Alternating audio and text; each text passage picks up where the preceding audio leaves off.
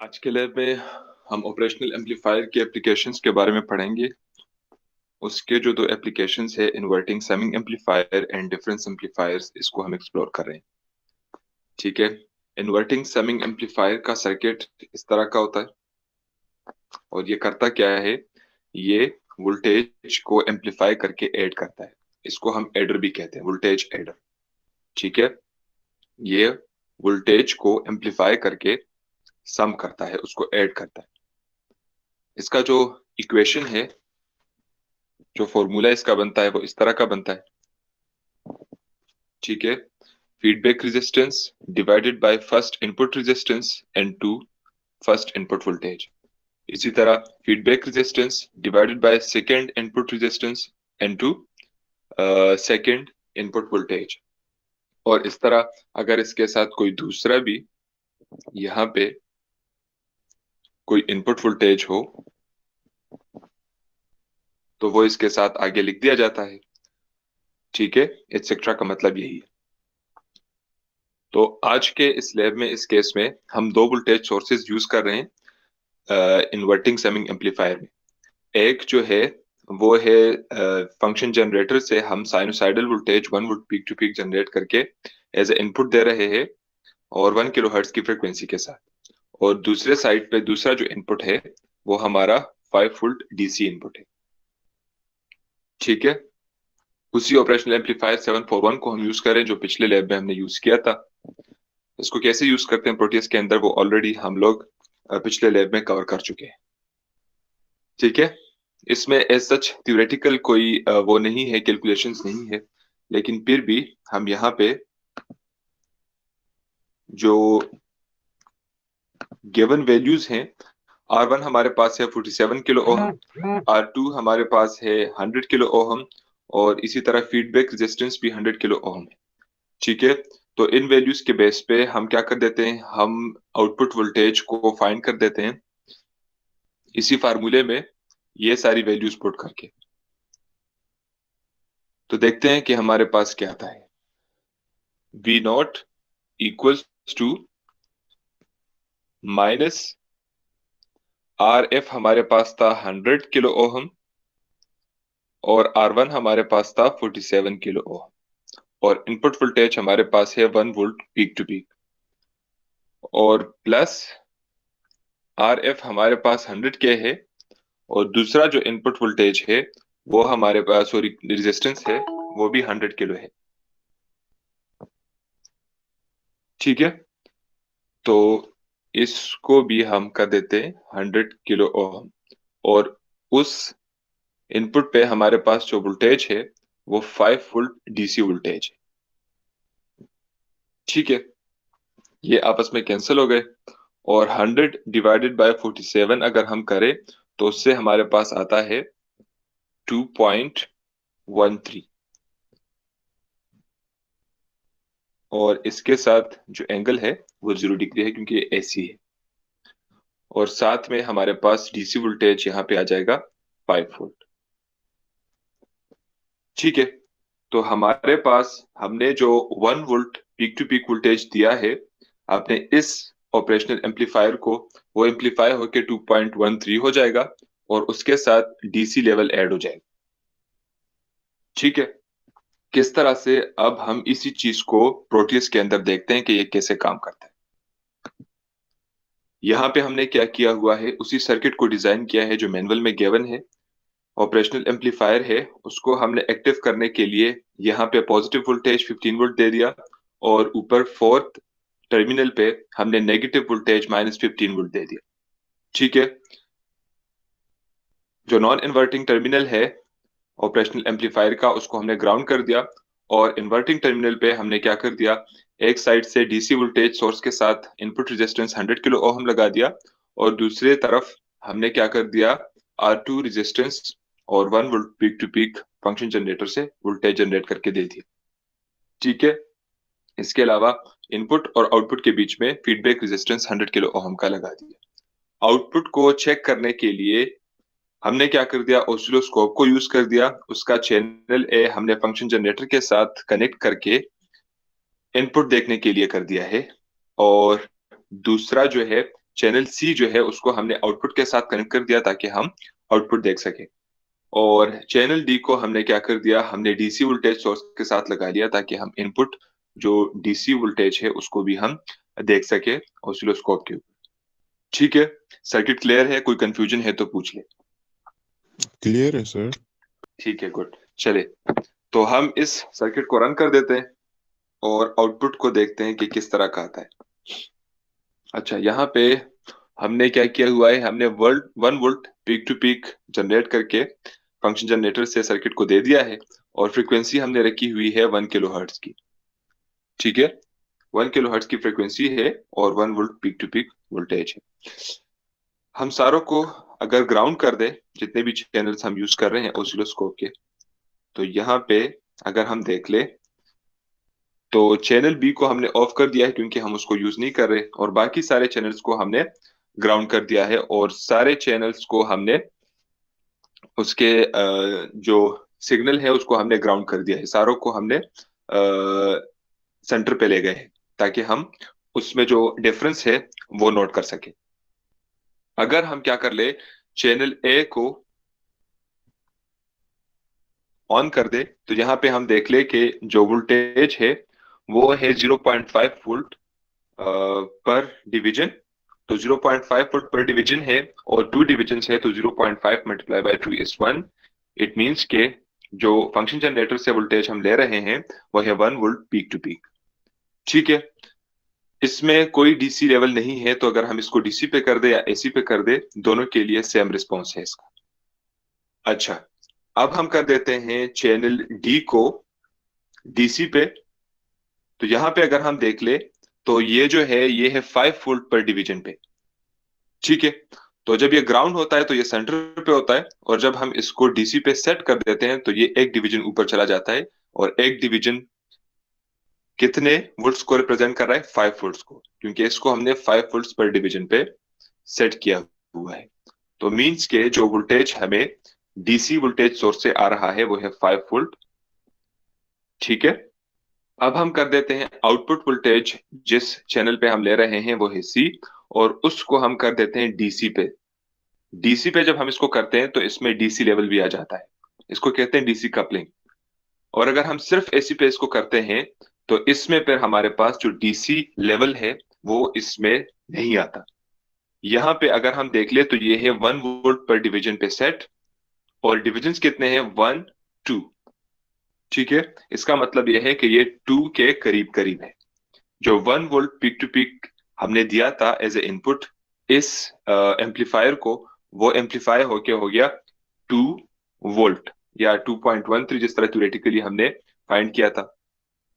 ठीक है, तो आउटपुट पे हमारे पास जो वोल्टेज आ गया है वो है 2 वोल्ट। लेकिन उसके साथ अगर हम डीसी कपलिंग इसी चैनल पे ऑन कर दे तो देख ले कि ये नीचे चला जाता है। इसका मतलब ये है कि इसमें जो डीसी लेवल हम दे रहे हैं, डीसी वोल्टेज हम दे रहे हैं, वो भी ऐड हो जाता है इसमें, जिसकी वजह से ये ऊपर से नीचे आ जाता है। ठीक है, अगर वापस हम इसको ग्राउंड कर दे इस वाले को, तो ये सेंटर है, इस सेंटर से ये यहां तक आ गया, तो ये कितना आ गया, 1 2 3 4 5। ठीक है, ये 1 वोल्ट पर डिवीजन है, इसलिए ये 5 लेवल्स जो है वो नीचे आ गया। जो डीसी वोल्टेज हम दे रहे थे, अगर यहाँ पे हम देख ले तो इसके साथ जो डीसी लेवल ऐड होता है वो है 5 वोल्ट का। ठीक है, और यहाँ पे ये सेट है 5 वोल्ट पर डिवीजन पे। ये जो आउटपुट चैनल है, सॉरी 1 वोल्ट पर डिवीजन पे इसको सेट किया हुआ है। ठीक है, तो कितने डिविजन्स डीसी के होने चाहिए, 5। तो यहाँ पे अगर सेंटर से हम इसको काउंट कर ले तो ये है 1 2 3 4 5। इस सेंटर तक ये कितने हैं, 5। मींस के जो 5 लेवल्स हैं डीसी के वो भी इसी आउटपुट सिग्नल में ऐड हो गए, और ये 5 लेवल्स नीचे आ गया। नीचे इसलिए आए क्योंकि ये इन्वर्टिंग एम्पलीफायर है। ठीक है, दूसरी बात, अगर हम इसमें डीसी कपलिंग को ऑफ करके एसी पे ले जाएं तो यहाँ पे हम इसके फेज डिफरेंस को भी इजीली एग्जामिन कर सकते हैं। ठीक है, इन दोनों में आउटपुट और इनपुट सिग्नल्स में जो फेज डिफरेंस है वो 180 डिग्री का है। ठीक है, जिस पॉइंट पे इनपुट सिग्नल का मैक्सिमम नेगेटिव है उसी पॉइंट पे आउटपुट सिग्नल का मैक्सिमम पॉजिटिव है। ठीक है, क्लियर है? Yes sir. अच्छा, अब हम जो दूसरा पार्ट है इसी लैब का उसकी तरफ जाते हैं, जो कि है डिफरेंस एम्पलीफायर। नॉर्मली जो ऑपरेशनल एम्पलीफायर्स हैं वो डिफरेंस एम्पलीफायर्स ही होते हैं, ठीक है, क्योंकि उसमें हमारे पास जो एक इनपुट है वो नॉन इन्वर्टिंग है, दूसरा इन्वर्टिंग है, इन्वर्टिंग और नॉन इन्वर्टिंग। तो आइडियली जो एम्पलीफायर्स हैं वो एक्ट करते हैं एज ए डिफरेंस एम्पलीफायर। यहाँ पे अगर हम देख ले तो एक वोल्टेज हमने दिया हुआ है इन्वर्टिंग इनपुट पे, दूसरा वोल्टेज नॉन इन्वर्टिंग इनपुट पे। तो क्या हो जाता है कि आपके पास जो नॉन इन्वर्टिंग इनपुट है उससे इन्वर्टिंग इनपुट माइनस हो जाता है, ठीक है। यहाँ पे जो रेजिस्टेंस, इनपुट रेजिस्टेंस और फीडबैक रेजिस्टेंस हमने कनेक्ट किए हुए हैं उसको फिर एक्सप्रेशन में हम इस तरह से यूज करते हैं आउटपुट वोल्टेज निकालने के लिए। लेकिन अगर हम क्या कर ले, हम फीडबैक रेजिस्टेंस, इनपुट रेजिस्टेंस जितने भी है इन सारों को अगर सेम ले ले, अगर सारों को इक्वल ले ले, तो उस केस में जो आउटपुट वोल्टेज होता है वो आपके पास V2 माइनस V1 के इक्वल होता है, ठीक है। इसी सर्किट को आप लोग प्रोटीज में डिजाइन करें और यही वैल्यूज दे दें और देख लें कि आपके पास किस तरह का आउटपुट आता है। अभी करंटली मैंने इसी चीज को यहाँ पे डिजाइन किया हुआ है प्रोटीज के अंदर।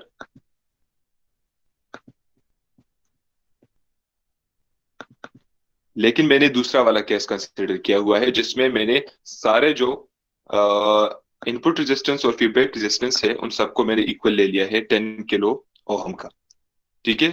अगर 10 किलो ओहम का अगर हम सारे रेजिस्टेंस एक जैसे ले रहे हैं तो इसका मतलब ये है कि हम क्या यूज करेंगे, ये वाला इक्वेशन यूज करेंगे। अगर ये वाला इक्वेशन हम यूज कर ले तो हमारे पास हो जाएगा V not equals to V2 minus V1। V2 हमारे पास यहाँ 5 वोल्ट डीसी वोल्टेज है और V1 हमारे पास है 1 volt peak to peak AC voltage with 1 kilo hertz frequency, ठीक है। अगर हम इस सर्किट को यहाँ पे रन कर दे प्रोटियस में तो देखते हैं कि क्या होता है।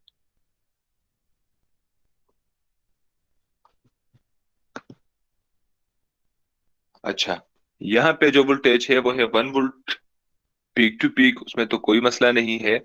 लेकिन जो फ्रीक्वेंसी है इसको हम कर देते हैं 1 किलो, ठीक है। फ्रीक्वेंसी को हमने कर दिया 1 किलो हर्ट्ज और यहाँ पे कौन कौन से चैनल हम ए सी डी चैनल को यूज कर रहे हैं, बी को हम कर देते हैं ऑफ, बाकी सारों को ग्राउंड कर देते हैं, ठीक है। और सेंटर पे ले जाते हैं ताकि हमें आउटपुट नोट करने में आसानी हो जाए।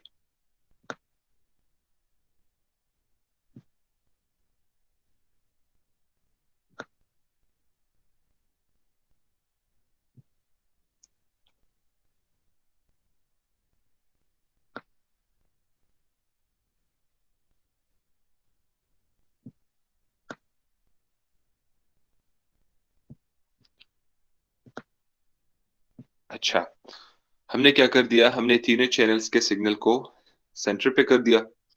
अब हम बारी बारी एक एक चैनल को देखते हैं कि उसका हमारे पास सिग्नल किस तरह का बनता है।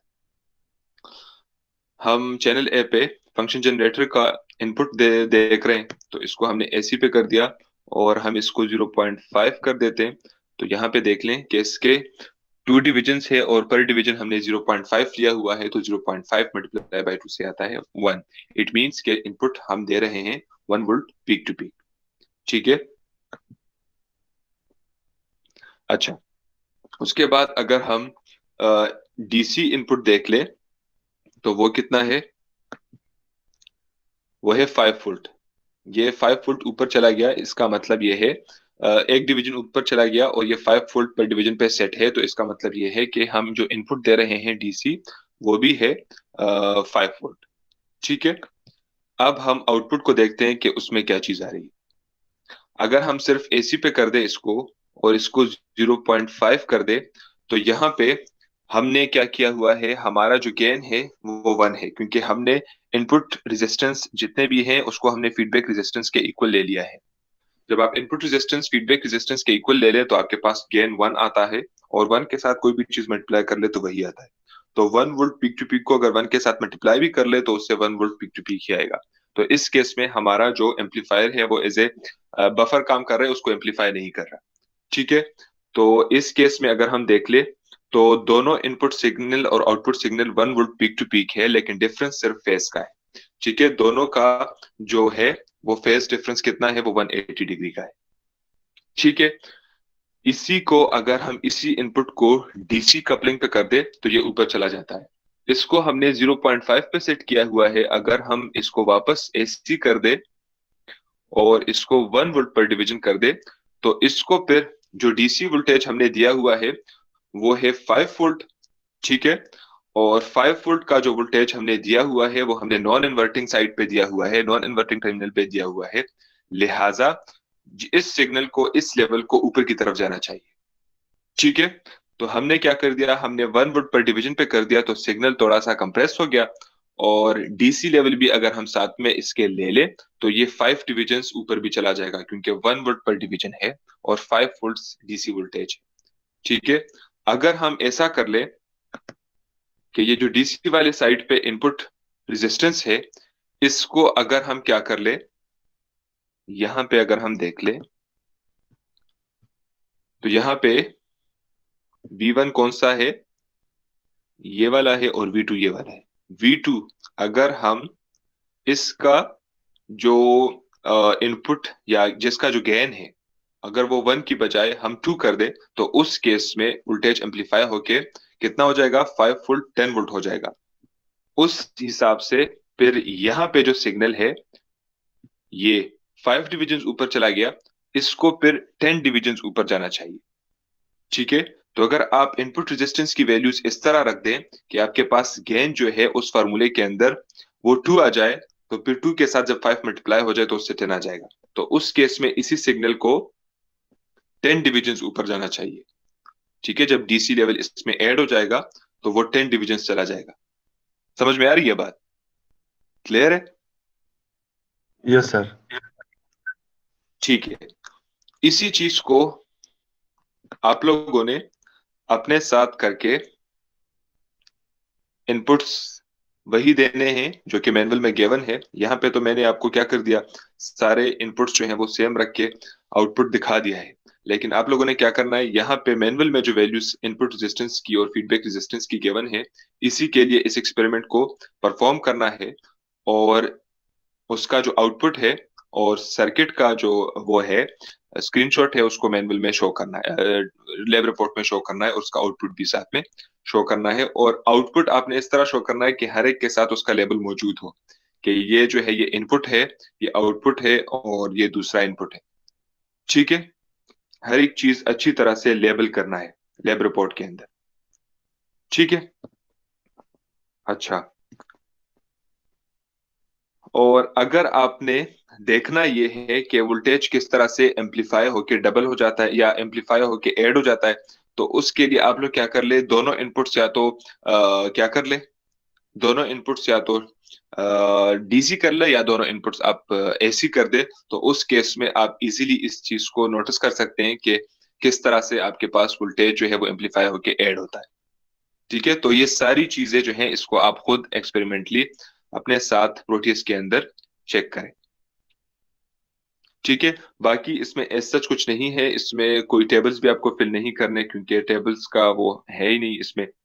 तो आप लोग इसी एक्सपेरिमेंट को परफॉर्म करके उसमें आप जो जो स्टेप्स करें उसको जिन जिन स्टेप से आप पास हो तो उनको अपने लैब रिपोर्ट के अंदर मेंशन करें, और साथ में हर एक का आउटपुट जो है वो साथ में लगा लें हर एक स्टेप का।